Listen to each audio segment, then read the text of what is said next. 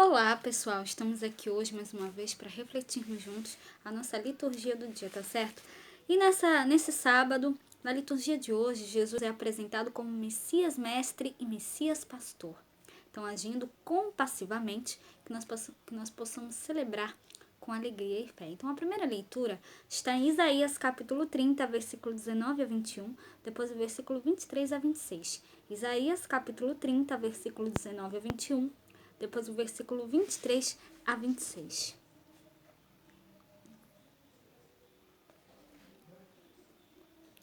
Porque o povo habitará em Sião e Jerusalém, não chorarás mais. Certamente se compadecerá de ti a voz do teu clamor, e ouvindo-a te responderá. Bem vos dará o Senhor pão de angústia e água do aperto, mas os teus instruidores nunca mais fugirão de ti, como voando com asas. Antes os teus olhos verão a todos os teus mestres, e os teus ouvidos ouvirão a palavra do que está por detrás de ti, dizendo: Este é o caminho, andai nele, sem vos desviardes, nem para a direita, nem para a esquerda. Então te dará chuva sobre a tua semente, com que semeares a terra, como também pão da novidade da terra, e esta será fértil e cheia.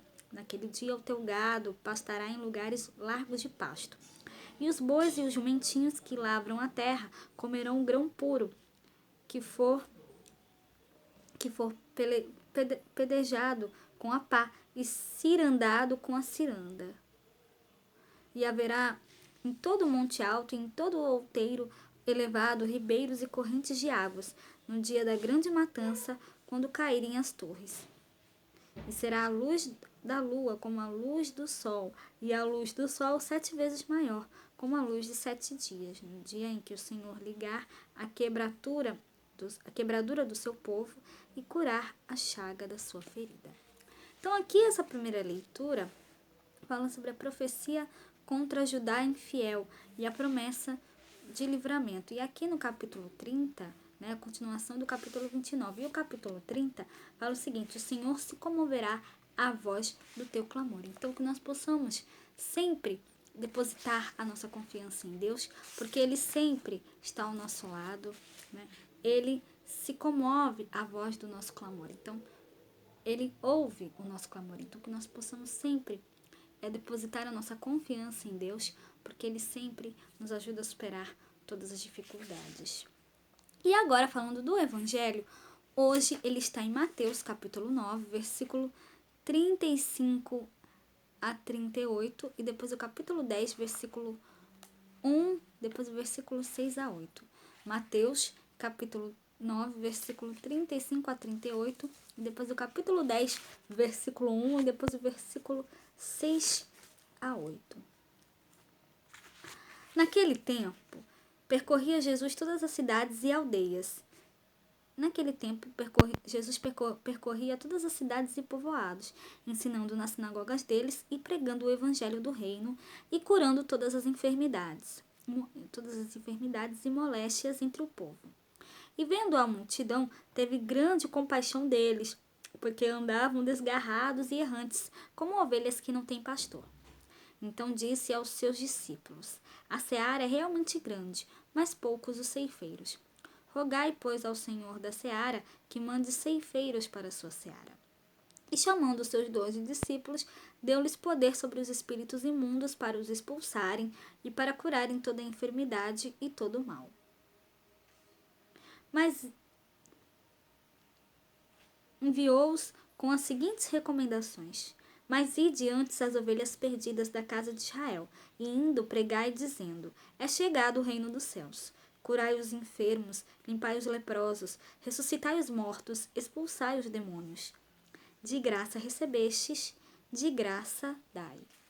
Então, no evangelho de hoje, nos são apresentados um sumário da atividade messiânica de Jesus e o início do sermão missionário. Em Mateus capítulo 9, versículo 35 e 36, Jesus é descrito como Messias mestre e Messias pastor, agindo compassivamente. Como mestre, percorria cidades e povoados, ensinando e pregando o evangelho do reino. E como pastor, curava as pessoas de todas as doenças e enfermidades, compadecendo-se das multidões, porque estavam cansadas e abatidas, como ovelhas que não têm pastor.